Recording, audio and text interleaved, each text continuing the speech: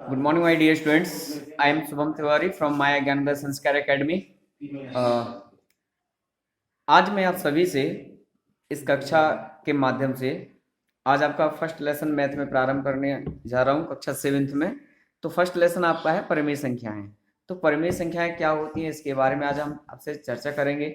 और आज हमें इसमें जो अध्ययन करना है, तो सभी विद्यार्थी ध्यान दें, जब आप इस वीडियो को देखेंगे तो आप लोग अपनी मैथ की किताब खोल करके फर्स्ट लेसन निकालिएगा, इकाई 1 परिमेय संख्याएं।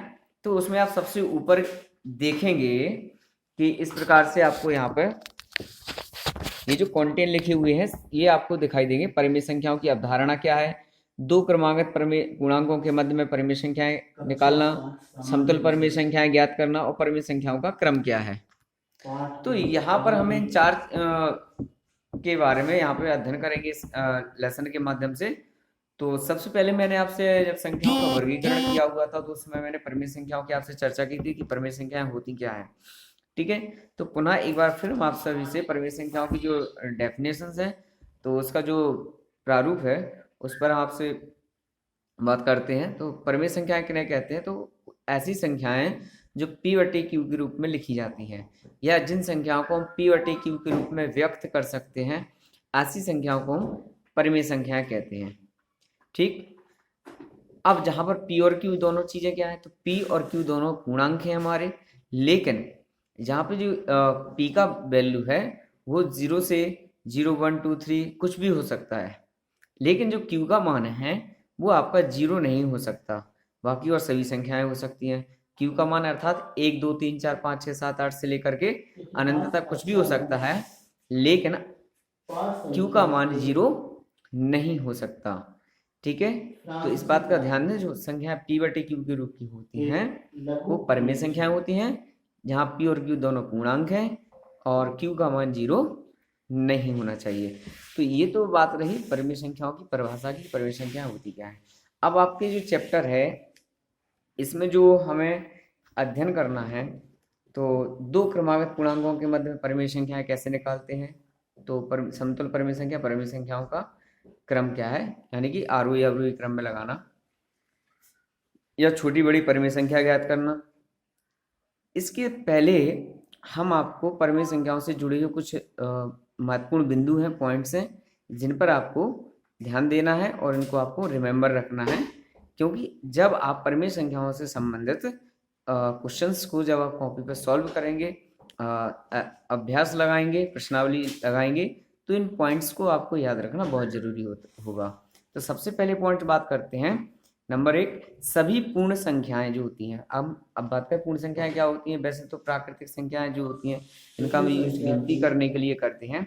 अब उन प्राकृतिक संख्या में शून्य को और सम्मिलित कर देते हैं तो वह पूर्ण संख्याएं बन जाती हैं। तो सभी पूर्ण संख्याएं 0 से लेके अनंत तक, 0, 1, 2, 3, 4, 5, तो जो पूर्ण संख्याएं होती हैं वो हमारी सभी परिमेय संख्याएं होती हैं। अब आप कहेंगे कि सर कैसे, तो 0, अब 0 के तो हो गया p का मान। अब हमें क्या चाहिए, 0 को हमें p/q के रूप में व्यक्त करना है। तो जब 0 को p/q के रूप में हमें व्यक्त करना है तो 0 को हमने हर में क्या मान लिया, 1, q का मान कितना मान लिया, 1। तो यहाँ पर अगर एक बात का ध्यान दें, क्या ध्यान देना है कि किसी भी परिमेय संख्या का अगर q का मान नहीं दिया गया है, अर्थात हर नहीं दिया गया है, तो उसमें जो है q का मान 1 हम सदैव मान लेते हैं। क्यों मान लेते हैं, क्योंकि 1 एक ऐसा गुणांक है कि जिसका किसी भी संख्या से गुणा करने पर या जिसका किसी भी संख्या में भाग देने पर कोई भी परिवर्तन नहीं होता है, इसलिए हम 1 को ले लेते हैं। दूसरा है, सभी प्राकृतिक संख्याएं परिमेय संख्याएं होती हैं, अर्थात 1, 2, 3, 4, 5, 6, 7, 8, 9, 10, 11, 12, मतलब डॉट डॉट डॉट अनंत तक, इन्फिनिट। तो ये जो प्राकृतिक संख्याएं होती हैं ये सभी परिमेय संख्याएं होती हैं। अब सभी परिमेय संख्याएं भिन्न नहीं होती, सभी परिमेय संख्याएं भिन्न नहीं होती, परंतु सभी भिन्न जो होती हैं वो परिमेय संख्याएं होती हैं। जो भिन्न संख्याएं होती हैं, जो अंश बटे हर के रूप की संख्याएं होती हैं, वे सभी परिमेय संख्याएं होती हैं। अगला पॉइंट है, दो परिमेय संख्याओं का योगफल सदैव एक परिमेय संख्या होता है। जो बिंदु अभी मैं आपसे बता रहा हूं, इनके मैं एक एक उदाहरण, दो उदाहरण लेकर के अभी आपको यहाँ पे समझाऊंगा। तो दो परिमेय संख्याओं का योगफल सदैव एक परिमेय संख्या होता है। अर्थात अगर आप दो या दो से अधिक परिमेय संख्याओं को जोड़ेंगे तो जोड़ने पर जो योगफल मिलेगा वह भी एक परिमेय संख्या ही होगा आपका। अगला पॉइंट है, दो परिमेय संख्याओं का गुणनफल भी सदैव एक परिमेय संख्या ही होता है। इसके बाद अगला पॉइंट क्या है, यदि किसी परिमेय संख्या का हर ना दिया गया हो, अर्थात q का मान ना दिया गया हो, तो उसका मान हम सदैव एक मान लेते हैं। इसके बाद शून्य एक जो पूर्ण संख्या है, यह भी हमारी परिमेय संख्याओं की श्रेणी में ही आती है। अब समतुल्य परिमेय संख्या और सरलतम परिमेय संख्या निकालने के लिए किसी भी संख्या का क्या करते हैं, तो जब भी हमें किसी परिमेय संख्याओं के समतुल्य परिमेय संख्या यानी जिसका वैल्यू दी गई परिमेय संख्या के बराबर हो, जिसका मान, जैसे कि अगर हम बात करें एक तराजू के दो पलड़े होते हैं, तो एक तरफ आपने देखा होगा तो जो दुकानदार होते हैं वो वेट रखते हैं और दूसरी पलड़े पर वो दुकानदार क्या करते हैं, उतने ही वजन का सामान भी रखते हैं। हम दुकान पर गए, हमने कहा 1 किलो चीनी चाहिए, तो एक तरफ वो 1 किलोग्राम चीनी रखेगा, दूसरी तरफ वह 1 किलोग्राम का वो वेट वहां पर रखेगा। और जब तराजू से दोनों चीज़ों को जब तुलना होती है तब दोनों का बैलेंस बिल्कुल बराबर हो जाता है, तो फिर वह हमें सामान दे देता है। तो इसको कहते हैं समतुल्यता। मतलब जब किसी दोनों चीज़ों की या दो से अधिक चीज़ों की जब कंपैरिजन की जाए तो कंपेयर करने के बाद उनका जो वैल्यू है वो सदैव एक समान होना चाहिए, उनमें किसी प्रकार की कोई भी परिवर्तन नहीं होना चाहिए। इसको कहते हैं समतुल्यता।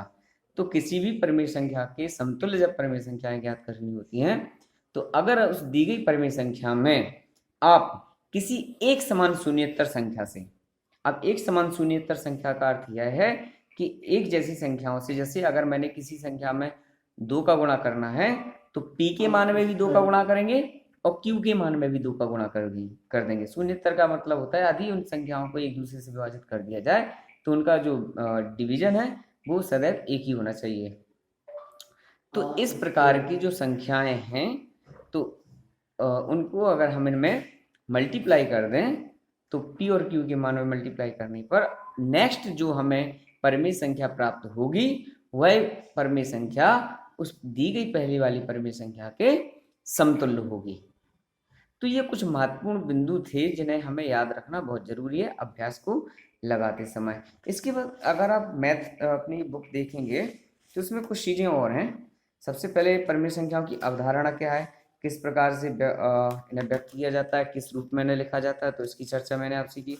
इसके बाद अगर आप देखें तो इसके आगे का एक पॉइंट्स और है इसमें, परिमेय संख्याएं क्या हैं जो कि मैंने आपको बताया। अब भिन्न और परिमेय संख्याओं में क्या संबंध है, तो भिन्न और परिमेय संख्याओं में तो भिन्न भिन्न यहाँ पे एग्जाम्पल के तौर पे जैसे हम लिख लेते हैं, ठीक है, कोई भी भिन्न हमने लिख ली 7/9, 10/15, ठीक है, 3/4, 7 और 6/7, यानी कोई भी यहाँ पे भिन्न हम ले लेते हैं।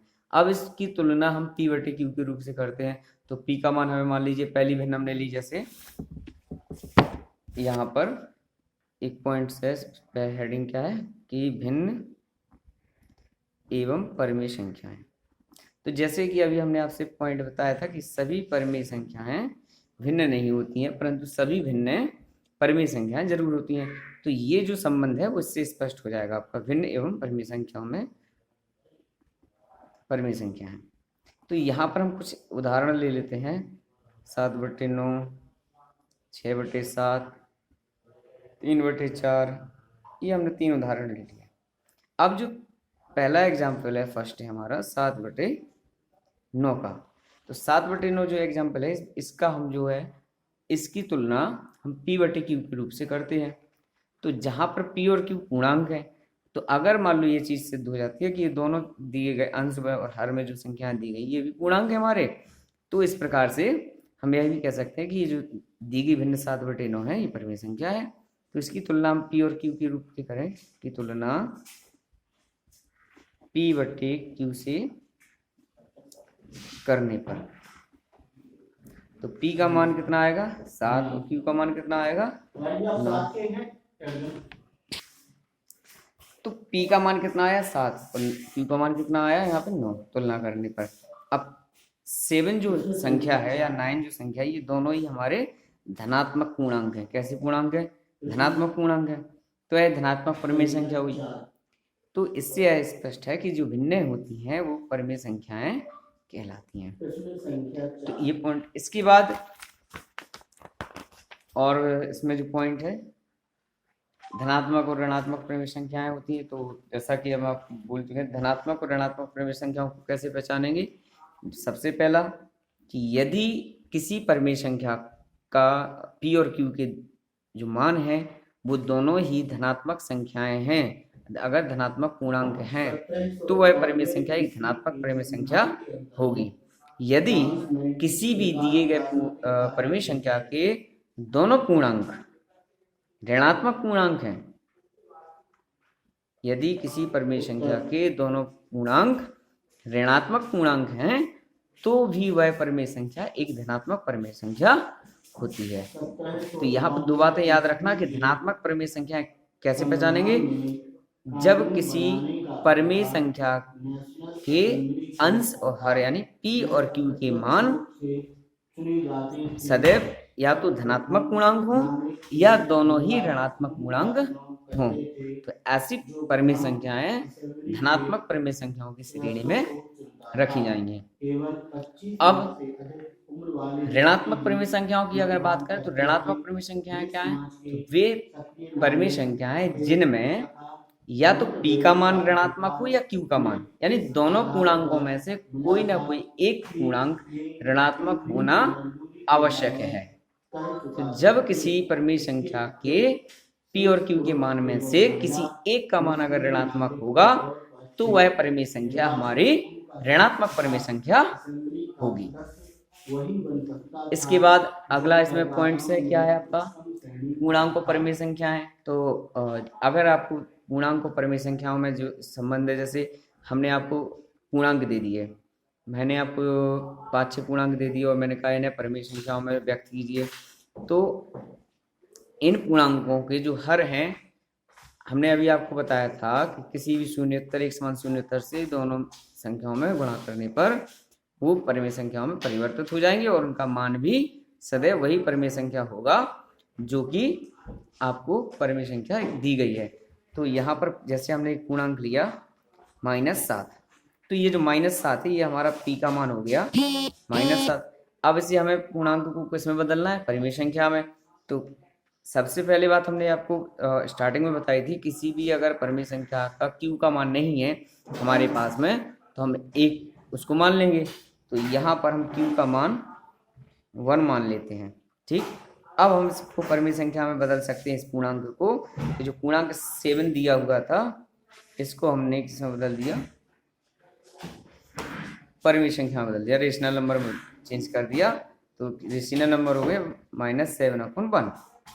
तो एक तो परिमेय संख्या ये हो गई, ये इसका अगर आप वैल्यू निकाल रहे हैं तो इसकी वैल्यू -7 ही आएगी, क्योंकि अगर आप 1 को इससे डिवाइड करेंगे -7 को तो -7 टाइम जाएगा। अब एक समान शून्योत्तर की बात मैंने अभी आपसे किया, तो -7 में हम 2 से मल्टीप्लाई करेंगे और 1 में भी हम 2 से मल्टीप्लाई करेंगे। तो यहाँ पर जो न्यू रेशनल नंबर हमें प्राप्त होगा तो 14/2 होगा, क्योंकि इस परिमेय संख्या की जो वैल्यू आएगी इसका यानी सरलतम रूप आएगा, सिंपल फॉर्म आएगा इसका जो वह -7 ही होगा। तीसरा अगर इसकी परिमेय संख्या निकालें तो -7 में हम यहाँ पर 3 का मल्टीप्लाई करेंगे और 1 में भी 3 का मल्टीप्लाई करेंगे तो 7 3 21, ये माइनस का 21 होगा और 3 एकम 3 यहाँ पे ये भी आपकी एक परिमेय संख्या निकली जिसका मान आपका -7 के बराबर भी होगा। तो किसी भी पूर्णांक को उसमें परिमेय संख्या में परिवर्तित करने के लिए आप एक समान शून्योत्तर संख्याओं से अगर उनमें मल्टीप्लाई कर देते हैं तो वे सभी पूर्णांक आपके परिमेय संख्याओं में परिवर्तित हो जाएंगे। अगली हेडिंग है परिमेय संख्याओं के 2 महत्वपूर्ण प्रगुण, समतुल्यता का प्रगुण और सरलता रूप का प्रगुण। इन प्रगुणों की चर्चा हम आपसे नेक्स्ट डे वीडियो में करेंगे। और तब तक आप सभी को, विद्यार्थियों को क्या करना है कि मैथ की जो बुक है आपकी, उसमें फर्स्ट लेसन निकाल के परिमेय संख्याओं से संबंधित जितनी भी हेडिंग्स इसमें दी गई हैं और जितने भी पॉइंट्स पर मैंने आपसे चर्चा की है, उन पॉइंट्स को आपको क्या करना है, रिमेम्बर करना है, लर्न करना है। और करने के बाद आपको क्या करना है, इसका अध्ययन करना है। यदि किसी प्रकार की कोई दिक्कत आपको होती है तो आप मुझसे अपने प्रॉब्लम शेयर कर सकते हैं, पूछ सकते हैं। Thank you very much.